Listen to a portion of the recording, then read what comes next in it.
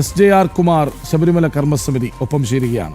Shri SJR Kumar, നോക്കൂ, ED എത്തുന്നത് കൃത്യമായ സമയത്തോ ഇന്ന് നിർണായക ദിവസമോ? കൃത്യമായിട്ടുമാണ്. നമുക്കറിയാം, ഈ ഇത്തരം കേസിൽപ്പെട്ടവരുടെയൊക്കെ വിവരങ്ങൾ ശേഖരിക്കുകയും റെയ്ഡ് ചെയ്യുകയും ഒക്കെ മുൻകൂട്ടി അവരുടെ അനുവാദം മേടിക്കുകയോ അതല്ലെങ്കിൽ അതിന് വേണ്ടിയിട്ടുള്ള മുന്നറിയിപ്പ് കൊടുത്തിട്ടോ ഒന്നും അല്ലല്ലോ. അല്ലെങ്കിൽ അങ്ങനെ ചെയ്തു കഴിഞ്ഞാൽ ഇപ്പം തന്നെ നമുക്കറിയാം, ഈ SIT അന്വേഷണം തന്നെ വളരെ നീണ്ടുപോയത് കൊണ്ട് ധാരാളം തെളിവുകൾ മായ്ച്ചു കളയാനും അതല്ലെങ്കിൽ പല വസ്തുക്കളും ഇതിൽപ്പെട്ടവരൊക്കെ മറ്റു സ്ഥലത്തേക്ക് ഒളിപ്പിക്കാനും ഒക്കെ ഒരു അവസരം കൊടുത്തു. എന്തായാലും ED വളരെ പെട്ടെന്ന് തന്നെ എനിക്ക് അധികം ദിവസങ്ങളായിട്ടില്ല അവരെ പറഞ്ഞ പോലെ ഈ കേസ് ഏൽപ്പിച്ചിട്ട് അത് അവർക്ക് തടസ്സം സൃഷ്ടിക്കാനൊക്കെ ശ്രമിച്ചെങ്കിലും നടന്നില്ല. അപ്പൊ അത്തരത്തില് ഇപ്പൊ ഞാൻ നേരത്തെ തന്നെ ആ ദിവസം തന്നെ ഞാൻ ജനം TV തന്നെ പ്രതികരിച്ചപ്പോൾ ഞാൻ പറഞ്ഞൊരു പ്രധാന കാര്യം, ഇപ്പോ ഈ SIT അന്വേഷണം ഇത്രയധികം നീണ്ടുപോയിട്ട് പോലും നമുക്ക് കാണേണ്ട ഒരു കാര്യം, അവര് വേണ്ട തരത്തില് ഈ തെളിവുകൾ ശേഖരിക്കാനോ ഏറ്റവും പ്രധാനമായിട്ട് ഇതിന്റെ ക്രിമിനൽ ട്രെയിൽ എങ്ങനെ സംഭവിച്ചു, ഇത് ഓരോ വസ്തുക്കൾ എങ്ങനെ നീങ്ങി. നമുക്കറിയാം 30-39 ദിവസത്തോളം ഈ ദ്വാരപാല ശില്പം തന്നെ ഉണ്ണികൃഷ്ണൻ പോയിട്ട് കൊണ്ടുപോയിട്ട് അത് ചെന്നൈയിലെ സ്മാർട്ട് ക്രിയേഷൻ എത്ര ദിവസം എടുത്തു. പക്ഷെ ഈ ഓരോ ദിവസങ്ങളിലും ഓരോ സ്ഥലത്ത് എവിടൊക്കെ എത്തിച്ചു, ആരൊക്കെ അത് കണ്ടു, അല്ലെ എന്ത് ചെയ്തു, ഇതുവരെ അതിനെക്കുറിച്ചൊരു വിവരം പുറത്തേക്ക് വന്നിട്ടില്ല, അന്വേഷിച്ചിട്ടില്ല. അപ്പൊ അത്തരത്തിൽ അവർ വളരെ സ്ലോ ആയിട്ട് പോവാണ്. അപ്പൊ തീർച്ചയായിട്ടും അതുകൊണ്ട് ഈ സാമ്പത്തികമായിട്ട്, കാരണം ഇതിന്റെ എല്ലാം പിന്നിൽ സാമ്പത്തിക കാര്യങ്ങളുണ്ടെന്ന് നമുക്കൊക്കെ അറിയാം. കാരണം തീർച്ചയായിട്ടും അത് അങ്ങനെ ഒരു കാര്യമില്ലെങ്കിൽ, പ്രത്യേകിച്ച് ഈ കമ്മ്യൂണിസ്റ്റ് പാർട്ടിയുടെ ഒക്കെ വലിയ വലിയ നേതാക്കന്മാരാണ് MLA-മാരായിട്ടിരിക്കുന്നവരും ഇനി മറ്റും മന്ത്രിമാര് വരെ എത്തുന്നുള്ള ധാരണയാണ് ഇപ്പോൾ ഉള്ളത്. കോടതി പോലും അതിനെക്കുറിച്ചൊക്കെ ധാരാളം പറഞ്ഞിട്ടുണ്ട്. അപ്പൊ കൂടുതൽ അത്തരത്തില് ഇന്ന് സമൂഹത്തിൽ അറിയപ്പെടുന്നവരും അതുപോലെ തന്നെ മറ്റ് രാഷ്ട്രീയമായിട്ട് തന്നെ ഉന്നതതലങ്ങളിലുള്ളവരും ഒക്കെ ഇത്തരം കാര്യങ്ങൾ ഏർപ്പെടണമെന്നുണ്ടെങ്കിൽ അതിന്റെ സാമ്പത്തിക ലാഭം ചെറിയ രീതിയിലായിരിക്കത്തില്ല, കോടികളായിരിക്കും, പല പല കോടികളായിരിക്കും എന്ന സംശയമില്ല. മാത്രമല്ല ഇത്ര അധികം പേര് ഇതിനകത്ത് ചേരുന്നതുകൊണ്ട് ഇത് എല്ലാവർക്കും അതിന്റെ ഷെയർ കിട്ടണമെങ്കിൽ ഇതിന്റെ മൊത്തത്തിലുള്ള സാമ്പത്തിക ലാഭം അത്രത്തോളം ആയിരിക്കും. അപ്പോൾ തീർച്ചയായിട്ടും ഇത് വളരെ വലിയൊരു സംഭവമാണ്. അത് എത്ര പെട്ടെന്ന് ഒരേ സമയത്ത് തന്നെ കൃത്യമായിട്ട് റെയ്ഡ് ചെയ്ത് എനിക്ക് തോന്നുന്നു എല്ലാം കിട്ടുമെന്ന് എനിക്ക് പ്രതീക്ഷിച്ചില്ല. ഞാൻ നേരത്തെ പറഞ്ഞാൽ വളരെ വൈകിപ്പോയി. SIT ഈ അന്വേഷണം നീണ്ടുപോയത് വളരെയധികം കാലതാമസം ഉണ്ടാക്കി. എനിക്ക് തോന്നുന്നത് ED ഇതിനകത്ത് ഇപ്പോഴും എൻട്രി ചെയ്യാൻ സാധിച്ചത് തന്നെ കുറച്ചൊക്കെ SIT അന്വേഷണത്തെ ത്വരിതപ്പെടുത്തും. കാരണം ഇപ്പൊ SIT പോലും ഇതിനകത്ത് കേസിൽപ്പെടുത്തുകയോ അല്ലെങ്കിൽ കുറ്റവാളി എന്ന് പറയുകയോ ചെയ്യാത്ത ആളുടെ വരെ ഉൾപ്പെടെ ഇന്ന് റെയ്ഡ് നടക്കുന്നെന്നാണ് മനസ്സിലാക്കുന്നത്. തീർച്ചയായിട്ടും അവരുടെ കയ്യിൽ നിന്ന് ചില വസ്തുക്കളോ അല്ലെങ്കിൽ ചില രേഖകളോ ഒക്കെ പിടിച്ചെടുത്തു കഴിഞ്ഞാൽ SITക്ക് ഇനിയും ഉണ്ടായിരിക്കാൻ പറ്റില്ല. അപ്പൊ അതുകൊണ്ട് ഇന്ന് എനിക്ക് തോന്നുന്നത് ഈ റെയ്ഡിന്റെ അടിസ്ഥാനത്തിൽ പ്രധാനമായിട്ട് രണ്ട് കാര്യങ്ങളാണ് ഞാൻ കാണുന്നത്. ഒന്നാമത് ക്രിമിനൽ ട്രെയില് എന്താണെന്നുള്ളത് കണ്ടുപിടിക്കാനായിട്ട് SIT ഇപ്പോഴും വേണ്ട ഒരു കാര്യം ചെയ്തിട്ടില്ല. അവര് വേറെ എന്തൊക്കെയോ ചെയ്തുകൊണ്ടിരിക്കുകയാണ്. കേസിൽ ഇതുവരെ വേണ്ട തരത്തില് പെടാത്ത പലരെയും അതുപോലെ മന്ത്രിയെ രക്ഷിക്കാൻ തന്ത്രിയപ്പെടുത്തുന്നു. ഇപ്പൊ നമുക്കറിയാം, തന്ത്രിയുടെ പേര് കൊടുത്ത റിമാൻഡ് റിപ്പോർട്ടിൽ 11 പേജിനകത്ത് കേസ് നിലനിൽക്കുന്ന ഒരു കാര്യമില്ല. അപ്പൊ അത്തരത്തില് കേസ് വഴിതിരിച്ചു വിടുക, ജനശ്രദ്ധ തിരിച്ചുവിടുക, അതായത് ഈ രാഷ്ട്രീയക്കാരിൽ നിന്നും നമ്മുടെ ക്ഷേത്രവിശ്വാസികളുടെ മനസ്സിലേക്ക് ചില വിചിത്രമായ കാര്യങ്ങൾ കൊണ്ടുവരാൻ വേണ്ടിയിട്ട് ക്ഷേത്രവുമായിട്ട് ആചാരപരമായി ബന്ധപ്പെട്ടവരിലേക്ക് കൊണ്ടുവരിക, ഇത്തരത്തിലുള്ള കാര്യങ്ങളാണ് ശ്രദ്ധിച്ചിരുന്നത്. അപ്പൊ അതിൽ നിന്നും മാറി ഈ യഥാർത്ഥ കുറ്റവാളികളുടെ ഉൾപ്പെടെ അവരുടെ സാമ്പത്തിക ഇടപാടുകൾ അവരുടെ ഈ ഇപ്പോ സെർച്ചിന്റെ ഭാഗമായിട്ട് കിട്ടുമ്പോൾ EDക്ക് കണ്ണടച്ചിരിക്കാൻ പറ്റില്ല. തീർച്ചയായിട്ടും ശക്തമായ നടപടിയിലേക്ക് അവർ ചെയ്തേ പറ്റുള്ളൂ. അതുകൊണ്ട് ഇതിന്റെ ഒന്ന് സാമ്പത്തിക സ്രോതസ്, അതിന്റെ financial trail, criminal trail SIT വേണ്ട തരത്തിൽ കൊണ്ടുവന്നില്ലെങ്കിലും അതിന്റെ ഫിനാൻഷ്യൽ ട്രെയില് തീർച്ചയായിട്ടും ED അധികം താമസിക്കാതെ കണ്ടുപിടിക്കും. അത് വളരെ പ്രധാനപ്പെട്ട വിഷയമാണ്. രണ്ടാമത് ഈ SIT സംരക്ഷിച്ച് നിർത്തിയിരിക്കുന്ന മാർക്സിസ്റ്റ് പാർട്ടിയുടെ ഈ സർക്കാർ, പിണറായിയുടെ സർക്കാരിന്റെ നിർദ്ദേശപ്രകാരം സംരക്ഷിച്ച് മാറ്റി നിർത്തിയിരിക്കുന്ന പലരും ഇന്ന് പുറത്തേക്ക് വരും. ഈ വിഷയത്തിന്റെ പല തെളിവുകളും ഉൾപ്പെടെ വരും. ഈ PS പ്രശാന്തും ആ കാലയളവിൽ ഉണ്ടായിരുന്ന ദേവസ്വം ബോർഡ് അംഗങ്ങളുമടക്കം ഉടൻ അറസ്റ്റിലായേക്കും എന്നൊരു വാർത്ത വരുന്നുണ്ട്. മറ്റു പ്രമുഖരുടെ പേരും കേൾക്കുന്നുണ്ട്. തീർച്ചയായിട്ടും എന്റെ അഭിപ്രായം ഞാൻ അന്നു മുതലേ പറയുന്നുണ്ട്. ഈ കേസിന്റെ ആദ്യം നമുക്ക് കിട്ടിയ ലക്ഷണം നമുക്കറിയാം. 2025 സെപ്റ്റംബർ 7 ഈ ദ്വാരപാല ശില്പങ്ങൾ അവിടെ നിന്ന് മാറ്റുകയും അത് ശ്രദ്ധയിൽപ്പെട്ട ജസ്റ്റിസ് ജയകൃഷ്ണൻ സാറ്, അദ്ദേഹത്തെയാണ് സത്യം പറഞ്ഞാൽ ഏറ്റവും കൂടുതൽ പ്രകീർത്തിക്കേണ്ടത്. ഹിന്ദുക്കൾ തീർച്ചയായിട്ടും അദ്ദേഹത്തെ എന്നും നന്ദിയോടെ സ്മരിക്കും. കാരണം അദ്ദേഹമാണ് ഇത് പുറത്തേക്ക് കൊണ്ടുവരാൻ കാരണം. എത്രയോ വർഷം കൊണ്ട് ദേവസ്വം ബോർഡ്, ഇതിന് മുമ്പിരുന്ന സ്പെഷ്യൽ കമ്മീഷണർ, പ്രത്യേകം ഞാൻ പറയാണ്, ഹൈക്കോടതി തന്നെ നിയോഗിപ്പിച്ച മുമ്പുണ്ടായിരുന്ന സ്പെഷ്യൽ കമ്മീഷണർ, ഈ പോലീസ് സംവിധാനം, കേരളത്തിന്റെ രഹസ്യാന്വേഷണ വിഭാഗം, ദേവസ്വം ബോർഡിന്റെ സെക്യൂരിറ്റി, ദേവസ്വം വിജിലൻസ്, ഇവരെല്ലാം കബളിപ്പിച്ചോണ്ട് ഇവരെല്ലാം നമ്മളെ കബളിപ്പിക്കുകയായിരുന്നു. ഇത് മറച്ചു വെച്ചോ. അതായത് ഒരു ഘട്ടത്തിൽ പോറ്റിയിലും മുരാരി ബാബുവിലും മാത്രം ചുറ്റിപ്പറ്റി. അപ്പോഴേക്കും ഹൈക്കോടതി ഇടപെട്ടു. സ്വാഭാവികമായും പത്മകുമാറിനെയും വാസുവിനെയും ഒന്നും പിടിവിടാനായില്ല. അതുകൊണ്ട് അവർ അകത്തായി. പിന്നീട് കണ്ടത് ഗോവർദ്ധനിലും പങ്കജ് ഭണ്ഡാരിയിലും ഒക്കെ കേന്ദ്രീകരിക്കുന്നതാണ്. അപ്പോഴും കോടതി ഇടപെടുന്നു. അങ്ങനെ കൃത്യമായ സമയത്ത് കോടതി ഇടപെടുന്നു എന്ന കാരണത്താൽ ഒരുപക്ഷെ SITക്ക് അധികമങ്ങ് വഴിതെറ്റിപ്പോകാൻ കഴിയാത്ത അവസ്ഥയാണ് അല്ലേ? അതെ, പക്ഷെ നമുക്കവിടെ കാണേണ്ട ഒരു പ്രധാന വസ്തുതയുണ്ട്. അത് പൊതുസമൂഹം അറിയേണ്ട വിഷയമാണ്. ഈ കോടതിക്ക് അതിൻ്റെ പരിമിതികളുണ്ട്. കോടതിക്ക് ഇതിന് വേണ്ട നിർദ്ദേശം നൽകാൻ മാത്രമേ സാധിക്കത്തുള്ളൂ. അന്വേഷണം നടത്തേണ്ടത് ഈ ഏൽപ്പിച്ച SITയുടെ സംഘമാണ്. അവിടെ നമ്മൾ അറിയേണ്ടത് ഈ സംഘം അത് പോലീസ് ഉദ്യോഗസ്ഥർ. ഞാൻ അവരെ ആരും കുറ്റം കാണുന്നില്ല. കാരണം വെച്ചാൽ അവരൊക്കെ ചിലപ്പോൾ സമർത്ഥം, എനിക്കറിയില്ല, ഞാൻ അക്കാര്യത്തിൽ അവർക്ക് സമർത്ഥന്മാരായിരിക്കാം, സത്യസന്ധന്മാരായിരിക്കാം, ഇത് കണ്ടുപിടിക്കണം ഉദ്ദേശമുള്ളവരായിരിക്കും. പക്ഷേ ഈ കേരള സർക്കാരിന്റെ ഹോം മിനിസ്ട്രിയുടെ കീഴിൽ മുഖ്യമന്ത്രിയാണ് ഹോം മിനിസ്റ്റർ, അദ്ദേഹത്തിന്റെ മിനിസ്ട്രിയുടെ കീഴിൽ പ്രവർത്തിക്കുന്നവരാണ്. അതുപോലെ DGPന്റെ മേളിലുണ്ട്, ഇവരുടെ എല്ലാം മേളിലുണ്ട്. അപ്പൊ ഈ തീർച്ചയായിട്ടും ഇവരുടെ എല്ലാം ഇൻഫ്ലുവൻസ് ഉണ്ടാവും. ഇപ്പൊ തന്നെ നമുക്ക് ഒറ്റ കാര്യം എടുത്താൽ മതി. ഈ SITയുടെ അന്വേഷണം വേണ്ട തരത്തിലല്ല എന്നറിയാനായിട്ട് ഏറ്റവും പ്രധാനപ്പെട്ട ഒരു വിഷയം, ഈ കഴിഞ്ഞ ദിവസം അറസ്റ്റ് ചെയ്ത രാംദാസോ ശങ്കർദാസ്, ഈ ശങ്കർദാസിന്റെ അറസ്റ്റ് വഹിക്കാനുള്ള ഏക കാരണം എന്തായിരുന്നു? എല്ലാവർക്കും അറിയാം. ഈ ഹരിശങ്കർ എന്നുള്ള IPS ഉദ്യോഗസ്ഥന്റെ അച്ഛനായി പോയതുകൊണ്ട് ഒറ്റ കാരണം കൊണ്ടാണ് അദ്ദേഹത്തെ മാറ്റി നിർത്തിയത്. സുപ്രീം കോടതി വരെ എത്ര ശക്തമായ വിമർശനമാണ് കൊണ്ടുവന്നത്.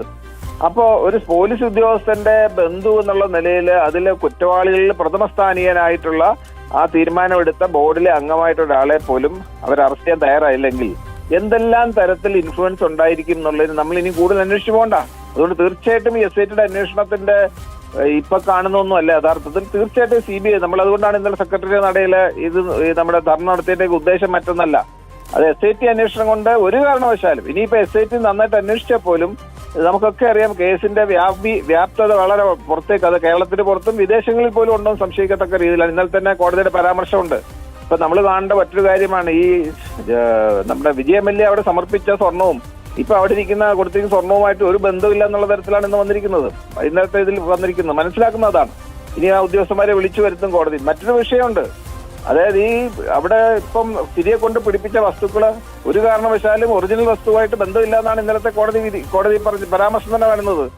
കാരണം അത് നിക്കൽ കണ്ടന്റ് വന്നിരിക്കുന്നു. ഒറിജിനലിനകത്ത് മെർക്കുറി ആയിരുന്നെങ്കിൽ, മെർക്കുറി ഉപയോഗിച്ചിട്ടാണ് ഈ അമാൽഗമേഷൻ പ്രോസസ് വഴി ഈ പാലുകൾ പിടിപ്പിച്ചിരുന്നെങ്കിൽ ഇപ്പൊ വന്നിരിക്കുന്ന വസ്തുക്കൾ ISROയുടെ VSSCയുടെ ഇതിന്റെ അനുസരിച്ച് അവർ നോക്കുമ്പോൾ അവർ പറയുന്നത് അതിനകത്ത് മെർക്കുറി കണ്ടന്റ് ഇല്ല. അതിന് പകരം വന്നിരിക്കുന്ന എന്താ, നിക്കൽ കണ്ടന്റാണ്. നിക്കൽ എവിടെ ഉപയോഗിക്കുന്നത് വെച്ചാൽ ഈ ഇലക്ട്രോപ്ലേറ്റിംഗ് സമയത്ത് ഡയറക്ട്ലി കോപ്പറിലേക്ക് ഈ സ്വർണം പ്ലേറ്റ് ചെയ്യാൻ പറ്റില്ല. അപ്പൊ നിക്കലിന്റെ ഒരു സാന്നിധ്യത്തിൽ പറ്റുള്ളൂ എന്നുകൊണ്ടാണ് തീർച്ചയായിട്ടും വന്നിരിക്കുന്നത്. അതുകൊണ്ട് ഒറിജിനൽ വസ്തു അല്ല. മറ്റൊരു കാര്യം എന്ന് വെച്ചാൽ ഇതിന്റെ പുറയിലുള്ള ചെമ്പുപാളി, അതിന്റെ ശരിക്കും പറഞ്ഞാൽ കാർബൺ ഡേറ്റിംഗ് എന്നുള്ള ആധുനിക സംവിധാനം ഉണ്ട്. അതനുസരിച്ച് എത്ര പഴക്കമുണ്ടെന്ന് കണ്ടുപിടിക്കാൻ പറ്റും. തീർച്ചയായിട്ടും മറ്റൊരു പ്രധാനപ്പെട്ട വിഷയം, ഈ അമാൽഗമേറ്റ് ചെയ്ത ഈ വസ്തുവിനെ സ്വർണം വേർതിരിക്കണമെങ്കിൽ അതിന്റെ പിന്നിലുള്ള കോപ്പർ കൂടെ നശിക്കാതെ തിരിച്ച് നമുക്ക് കിട്ടാൻ പറ്റില്ല. കാരണം ആസിഡിൽ അത് മെൽറ്റ് ചെയ്തിട്ട് എടുക്കാൻ പറ്റുള്ളൂ. അപ്പം സ്വർണ്ണം ഉരുക്കാൻ ഉപയോഗിക്കുന്ന ആസിഡിൽ കോപ്പർ ഉൾപ്പെടെ മെൽറ്റായി പോകും.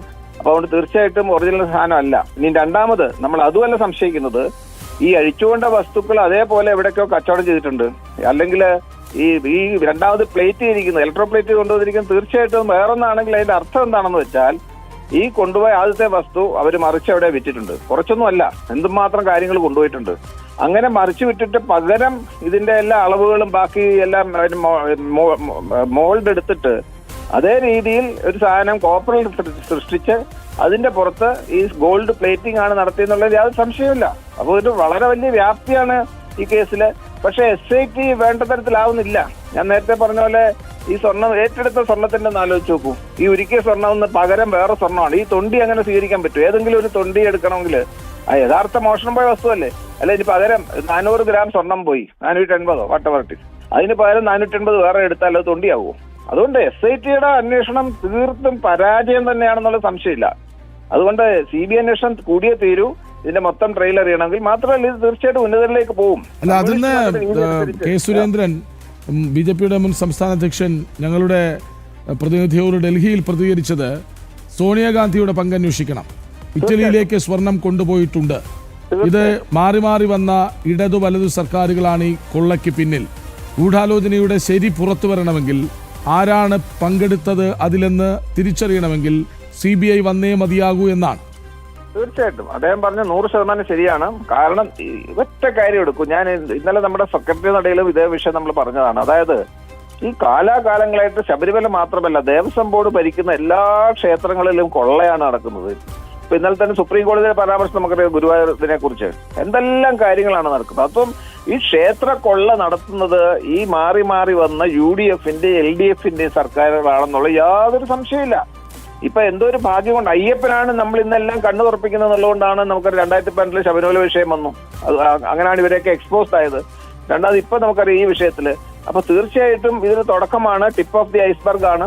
ഈ അന്വേഷണം കൂടി പോകുമ്പോൾ വളരെയധികം പേര് ഇവരെല്ലാം കൊടുക്കും. ഇതുവരെ കേരളം ഭരിച്ച ഇടത് വലത് കക്ഷികളിലെ പ്രമുഖന്മാരുൾപ്പെടെ എല്ലാം കൊടുക്കും.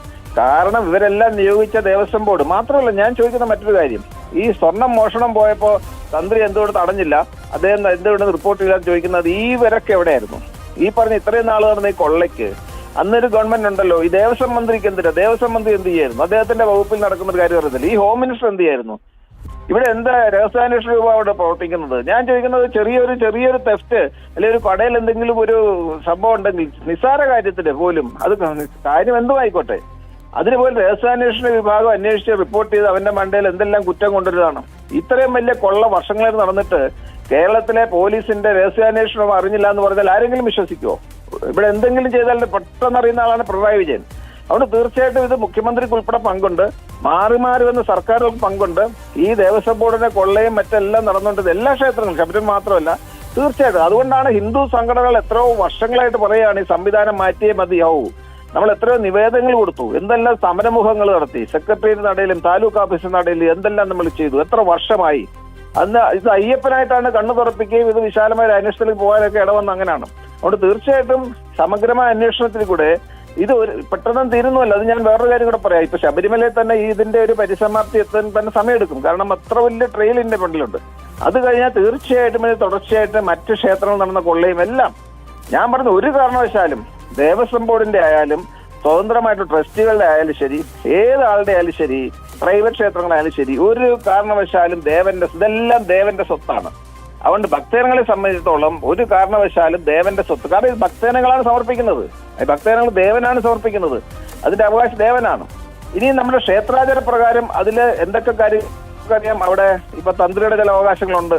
അതിനകത്ത് വളരെ കൃത്യമായിട്ട് നിർവചിക്കപ്പെട്ട പല പുരാതന ഗ്രന്ഥങ്ങൾ അനുസരിച്ചാണ് നമ്മുടെ എല്ലാ പൂജാതി കർമ്മങ്ങൾ പോലും നടക്കുന്ന. അങ്ങനെയാണ് ക്ഷേത്രവിശ്വാസത്തിന്റെ അടിസ്ഥാനം തന്നെ അത്തരം ഗ്രന്ഥങ്ങളിലൂടെ നമുക്ക് പകർന്നു കിട്ടിയ ആശയങ്ങളിലൂടെയാണ്. അതുകൊണ്ട് അതിനൊക്കെ വളരെ പ്രാധാന്യമുണ്ട്. അതുകൊണ്ട് തന്ത്രസമുച്ചയം പോലെ വളരെ വ്യക്തമായിട്ട് ക്ഷേത്രാചാരങ്ങളെ ഏത് തരത്തിലാണോ നടത്തിക്കൊണ്ട് പോകേണ്ടത്, ഓരോ അവകാശങ്ങൾ ആർക്കൊക്കെയാണെന്നുള്ള വളരെ കൃത്യമായിട്ട് പറഞ്ഞിരിക്കുന്ന എല്ലാ അടിസ്ഥാനത്തിൽ തന്നെ വേണം ക്ഷേത്രാചാരങ്ങളും അതിനെ ബന്ധിച്ചുള്ള കാര്യങ്ങളും ഒക്കെ പോകാൻ. അതുകൊണ്ട് അത് തന്ത്രിമാർക്ക് അവകാശപ്പെട്ടതുണ്ടെങ്കിൽ തീർച്ചയായിട്ടും കൊടുക്കണമെന്നാണ്. കാരണം നമ്മളെല്ലാം പറയുന്നത്, അല്ലെ, നമ്മുടെ കേരളത്തിലെ പ്രത്യേകത എന്താണ്? ഈ ക്ഷേത്രാചാരത്തിന്റെ ഭാഗമായിട്ട് തന്ത്രി നടത്തുന്ന ഈ ജീവൻ കൊടുത്തു കൊണ്ടിരുന്ന ആ പ്രതിഷ്ഠ, അത് തന്ത്രിയെ പിതാവെന്ന് പറഞ്ഞിട്ടാണ്. എനിക്കിപ്പോഴും ഓർമ്മയുണ്ട്, നമ്മുടെ സുപ്രീം കോടതി 2018 ആ വിധിയിൽ വിമർശിച്ച 5 കാര്യം. ഞാൻ എപ്പോഴും പറയും, യുവതി പ്രവേശം എന്ന് പറയും, യുവതി പ്രവേശം മാത്രമല്ല 5 കാര്യങ്ങളാണ് ഈ കേരളത്തിലെ സമസ്ത ക്ഷേത്ര വിശ്വാസങ്ങളെ തകർക്കുന്ന രീതിയിലായിരുന്നു ആ വിധി. അതാണ് നമ്മൾ അത്ര ശക്തമായി തടഞ്ഞത്. അതിനകത്ത് വിധിയിൽ തന്നെ ഒരു പ്രത്യേക ഏരിയയില് മുമ്പ് പഴയ ചീഫ് ജസ്റ്റിസ്, കഴിഞ്ഞ റിട്ടയർഡ് ചീഫ് ജസ്റ്റിസ്, ഇപ്പോഴല്ല ഇതിന് മുമ്പത്തെ പ്രാവശ്യം, അദ്ദേഹത്തിന്റെ വിധിയില് 102-ാം പേജില് ആ സമയത്ത് 2018 സെപ്റ്റംബർ 28 വിധിയെ കുറിച്ചാണ് 102-ാമത്തെ പേജിൽ ഒരു വാചകമുണ്ട്. there is a fictitious belief that തന്ത്രി is the father of the deity. Fictitious belief. പക്ഷെ നമ്മളതിനെ തകർത്ത് നമ്മൾ കൃത്യമായിട്ടും ഈ പറഞ്ഞ തന്ത്ര സമുച്ചയം കൂടാതെ പല പല ഗ്രന്ഥങ്ങളും ഒക്കെ അവിടെ ഹാജരാക്കി അത്തരം വിഷയങ്ങൾ നമ്മൾ തിരുത്തി. കാരണം നമ്മളെ ശബരിമല കർമ്മസമിതി ജനറൽ കൺവീനർ SDR കുമാറാണ് പ്രതികരിച്ചത്.